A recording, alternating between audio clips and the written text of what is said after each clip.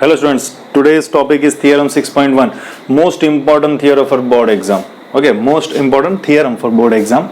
Theorem 6.1, there are 4 theorems, I guess 1, 2, 3 and 4, yes.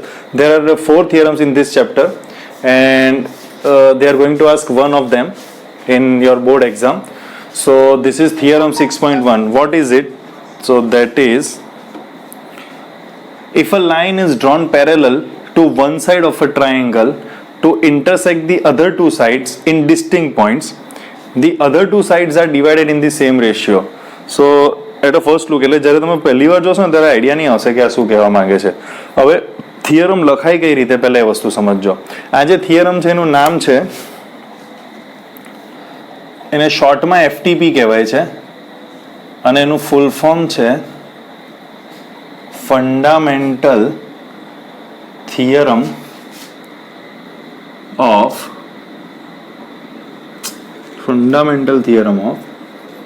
proportionality.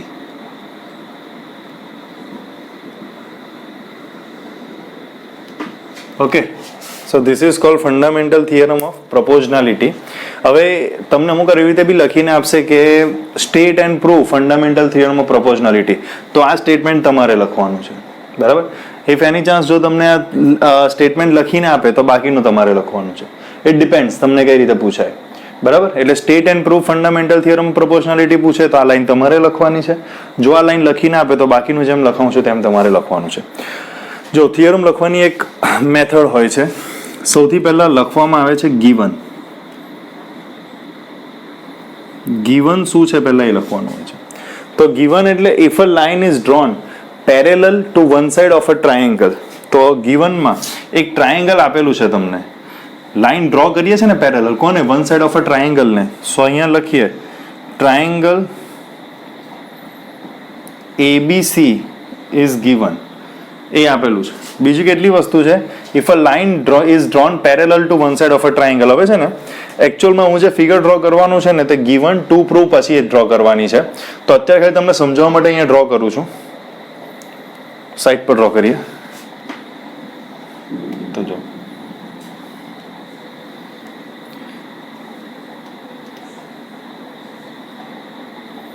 Okay, triangle ABC is given. હવે વાંચીએ. If a line is drawn parallel to one side of a triangle, so BC છે તો આપણે ABCDE DE લઈએ. Line DE is drawn parallel to BC.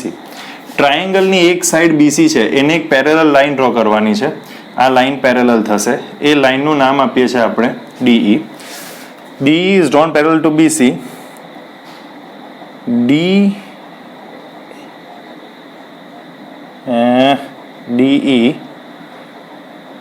to intersect the other two sides. Okay, તો DE લાઈનમાં D intersects AB. આ D point AB ને intersect કરશે and E point AC ને ઇન્ટરસેક્ટ કરશે એન્ડ E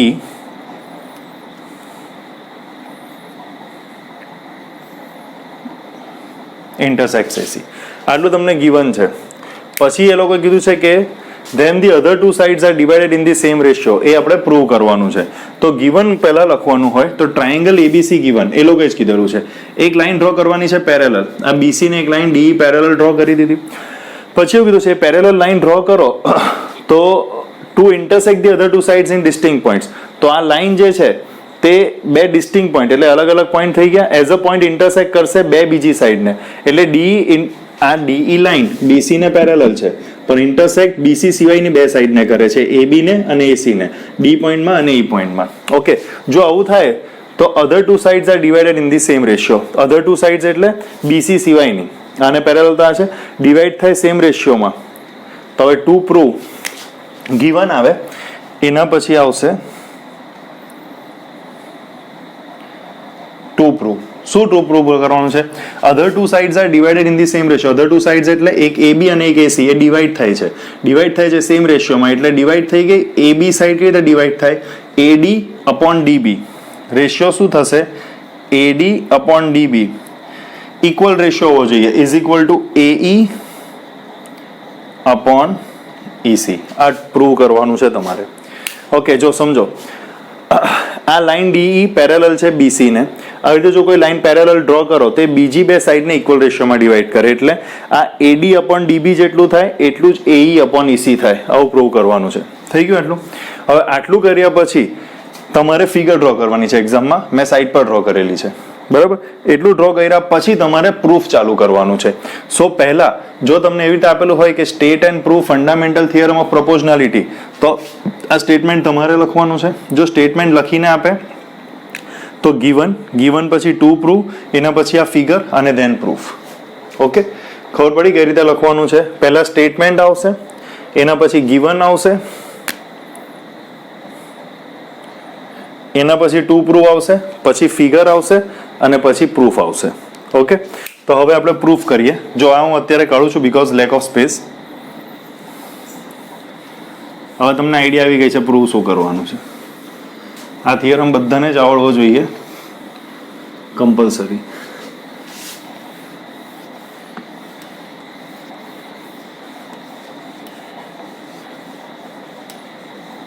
ચાલો, two proof પછી આ ફિગર આવશે અને પછી પ્રૂફ ચાલુ કરીશું. હવે હું પ્રૂફ લખું તો પ્રૂફ ચાલુ કરીએ. હવે આપણે જોઈએ તો અહીંયા આપણે જે પ્રૂવ કરવાનું છે AD upon DB, અહીંયા પરપેન્ડિક્યુલર લેવા પડશે. તો એક પરપેન્ડિક્યુલર આ લઈએ EN અને એક પરપેન્ડિક્યુલર આ લઈએ DM. ઓકે, અને આને જોઈન્ટ કરી દઈએ BE અને DC ને. એવું કેમ કર્યું તે બી સમજાવીશ. Join BE and DC, draw કર્યું EN અલ્ટિટ્યુડ. એ કોને પરપેન્ડિક્યુલર છે? 90 ડિગ્રી બતાવેલું છે. EN is perpendicular to AB and DM આ 90 ડિગ્રી બતાવેલું છે. DM તમારો અલ્ટિટ્યુડ છે અને એનો બેઝ DM કોના ઉપર છે? AC ઉપર. And DM is perpendicular to AC. This is your first statement. હવે રેશિયો ફાઇન્ડ કરવા માટે અહીંયા તમારે એરિયા જોવો પડશે. ઓકે, તો ઉપરનો ટ્રાયેંગલ ADE દેખાય છે તમને? ADE, તો area of triangle ADE 1/2 base into altitude. હવે જો ખાલી આટલો ટ્રાયેંગલ કન્સિડર કરીએ ને, A, D અને E, તો એની અંદર બે અલ્ટિટ્યુડ લીધા છે, એક આ અને એક આ. જો ખાલી આ અલ્ટિટ્યુડ લઉં તો EN અલ્ટિટ્યુડ, હવે EN કોની ઉપર છે? AD ઉપર છે. તો 1/2 AD બેઝ અને મલ્ટીપ્લાય EN અલ્ટિટ્યુડ થશે. જ્યારે વાત EN અલ્ટિટ્યુડની થતી હશે ત્યારે આ અલ્ટિટ્યુડ એટલે 90 ડિગ્રી કોના ઉપર બનાવે છે? AD ઉપર, એટલે AD એનો બેઝ કહેવાય. થઈ ગયું? હવે એરિયાને આપણે કઈ રીતે લખીએ છીએ શોર્ટમાં? આ લોકો બુકમાં એ રીતે લખાયું છે, 9th સ્ટાન્ડર્ડમાં લખતા હતા. AR area of ADE 1/2 AD into EN. આપણે પ્રૂવ શું કરવાનું છે ધ્યાનમાં રાખવાનું. AD upon DB is equal to AE upon EC. AD upon DB is equal to AE upon EC. ચાલો, હવે AD ની નીચે DB આવવું જોઈએ. તો AD ની નીચે DB જોઈતું હોય તો બીજો ટ્રાયેંગલ કયો લેવો પડે? DBE, or you can say BDE. જો આ લાઈનને ભૂલી જાઓ, આ ટ્રાયેંગલ જો BDE, આ એક ટ્રાયેંગલ બનાવે છે અહીંયાથી અહીંયા, પછી અહીંયા અને પછી આને આપણે જોઈન કરેલું હતું, પહેલા જ લખેલું હતું. તો ટ્રાયેંગલ BDE ને કન્સિડર કરો. Therefore area of BDE 1/2 base into altitude. હવે જોજો આ BDE માં અલ્ટિટ્યુડ કઈ રીતે થશે? તો આ અલ્ટિટ્યુડ EN જે હશે ને તે જ અહીંયા અલ્ટિટ્યુડ તરીકે કન્સિડર થશે, આ અને આ. તો 1/2 અલ્ટિટ્યુડ EN બરાબર, પણ એ કોના ઉપર હશે? DB ઉપર હશે. તો 1/2 બેઝ DB અને અલ્ટિટ્યુડ EN. બરાબર? જો કે એને કન્ફ્યુઝન થાય ને તો એટલું ધ્યાન રાખવાનું, AD ની નીચે DB આવે તો AD ની નીચે DB આવે, બાકીનું તો કટ જ થશે. બરાબર? નાવ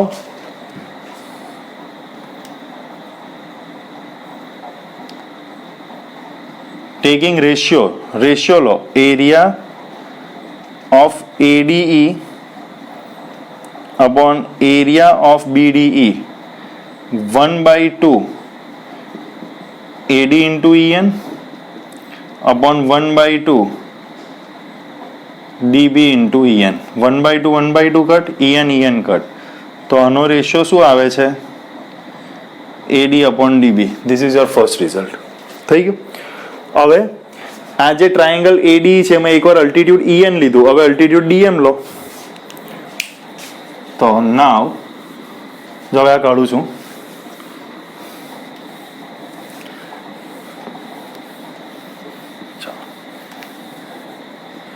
નાવ area of same triangle ADE. પહેલા ADE ના એરિયામાં કઈ રીતે લીધું? અલ્ટિટ્યુડ EN લીધું. હવે અલ્ટિટ્યુડ DM લો તો 1/2 બેઝ કયો થશે? DM કોની ઉપર છે? AE ઉપર છે. એમ જોવા જાવ તો DM આખા AC ઉપર છે, બટ ટ્રાયેંગલ ADE જ લઈએ છે આપણે, એટલે DM ને AE સુધી જ કન્સિડર કરવાનું છે એના બેઝને. તો AE મલ્ટીપ્લાય અલ્ટિટ્યુડ DM. હવે in a same way area of AE નીચે EC જોઈએ તો આ ટ્રાયેંગલ કયો થશે?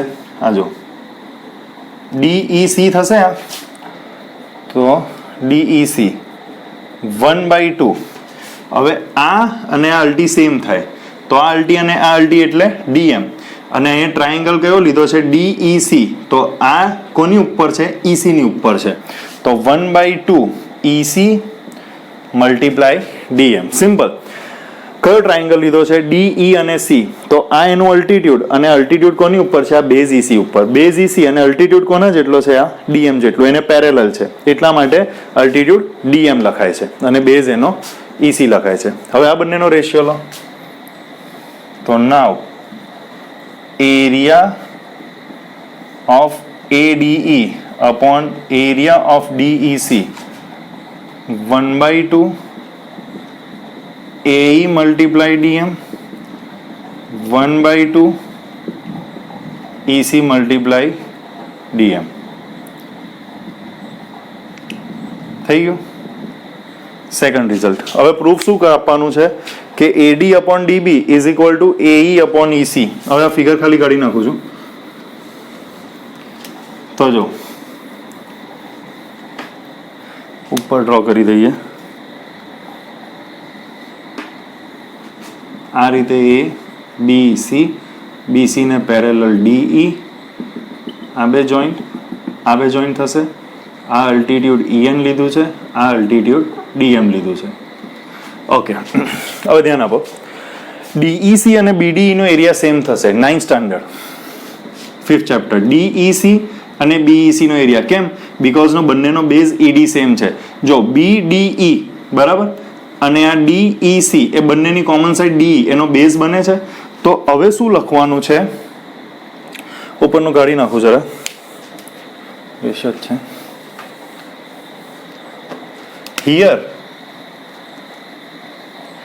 DEC and BDE, here triangle DEC and triangle BDE and DEC, or yes DEC have same base. have આ line આવી જ જોઈએ. સેમ બેઝ કોની ઉપર છે? ED.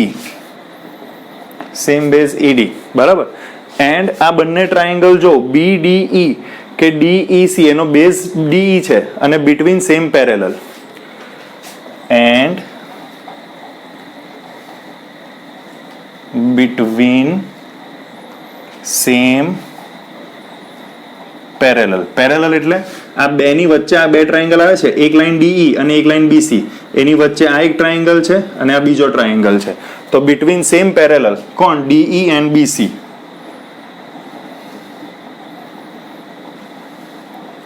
DE and BC. હવે જ્યારે બે ટ્રાયેંગલનો બેઝ સેમ હોય અને બિટવીન સેમ પેરેલલ હોય ત્યારે એનો એરિયા સેમ થાય. આવું આપણે સ્ટડી કરેલું છે, તમને યાદ હોય તો 9th સ્ટાન્ડર્ડમાં 6th ચેપ્ટરમાં બરાબર. સોરી 5th ચેપ્ટરમાં, મેં બી ભૂલી ગયો. 5th 6 આઈ થિંક કોઈક ચેપ્ટર છે જેમાં સ્ટડી કરેલું છે. બિટવીન સેમ પેરેલલ, બે ટ્રાયેંગલ સેમ પેરેલલ લાઈનની વચ્ચે હશે અને એનો બેઝ સેમ હશે ત્યારે એરિયા સેમ થશે. So area of DEC is equal to area of BDE. BDE હવે આનું અહીંયા જે રિઝલ્ટ હતું તે લખું છું, area of ADE upon area of DEC. એનું રિઝલ્ટ જે હતું that was AE upon EC. હવે જો આ બંને અને આ બંને, આ તમારું સેકન્ડ રિઝલ્ટ હતું. તો ફ્રોમ 1 and 2 ઉપર તો સેમ જ છે, નીચે BDE અને DEC નો એરિયા બી ઇક્વલ છે, એટલે નીચે ડિનોમિનેટર બી સેમ છે, ન્યુમરેટર અને ડિનોમિનેટર બંને સાઈડ પર સેમ છે. એનો મતલબ લેફ્ટ હેન્ડ સાઈડ બંને ઇક્વેશન, બંને જે તમે રિઝલ્ટ ફાઇન્ડ કર્યા એની સેમ છે, તો રાઈટ હેન્ડ સાઈડ બી સેમ થશે. So from 1 and 2, 1 and 2 left hand side same બંનેની, કારણ કે DEC એ જ BDE છે સેમ, તો લેફ્ટ હેન્ડ સાઈડ સેમ, તો રાઈટ હેન્ડ સાઈડ બી same. From 1 and 2 AD upon DB is equal to AE upon EC. Hence proved. આ રીતે આ થિયરમ પ્રૂવ થશે. જો થિયરમ બહુ જ ઇઝી છે, બરાબર. આઈ થિંક તમને આમાં તો કોઈ ડાઉટ નહીં હશે, ઇઝી થિયરમ છે. આમ છતાં કોઈ ડાઉટ હોય તો વોટ્સઅપ કરી શકો છો, અને નોટ્સ બનાવીને વોટ્સઅપ કરવાનું છે. આજે આપણો કન્સેપ્ટ આ થિયરમ જ શીખવાનો હતો, તો આપણે થિયરમ જ શીખીશું, અને ધ્યાનથી કરવાનું છે. 4 થિયરમ છે ટોટલ. ઓકે, આ થિયરમમાં કોઈ ડાઉટ હોય તો વોટ્સઅપ કરી શકો છો. Okay, thank you.